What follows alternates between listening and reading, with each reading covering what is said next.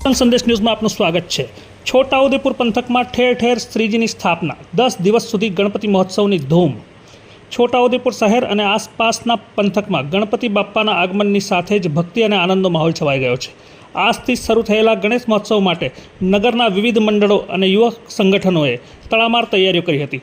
ફળીએ ફળીએ શ્રીજીની સંપૂર્ણ વિધિવિધાનથી શ્રદ્ધાભેર સ્થાપના કરવામાં આવી છે।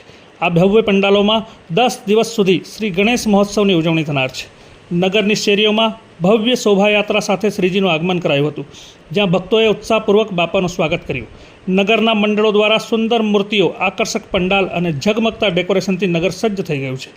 દર વર્ષની જેમ આ વર્ષે પણ 10 દિવસ સુધી નગર ભક્તિના રંગથી રંગાયેલું રહેશે।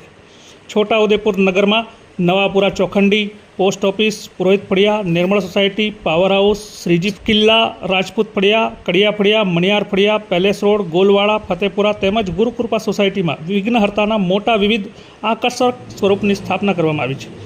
સાથે જ 50 જેટલા નાના મોટા શ્રીજીની સ્થાપના કરાઈ છે। નગરના વિવિધ મંડળો દ્વારા રોજિંદા આરતી, ભજન કીર્તન અને સાંસ્કૃતિક કાર્યક્રમોનું ભવ્ય આયોજન કરાયું છે। આ ઉપરાંત સમાજ સેવા અને સામાજિક જાગૃતિ માટેના કાર્યક્રમો પણ યોજાનાર છે। ભક્તો માટે મહાપ્રસાદ અને દર્શનની વ્યવસ્થા કરવામાં આવી છે। છોટાઉદેપુર પંથકમાં ગણેશ મહોત્સવ માત્ર ધાર્મિક જ નહીં, પરંતુ સામાજિક સૌહાર્દ અને સાંસ્કૃતિક એકતાનું પ્રતીક બની ગયો છે।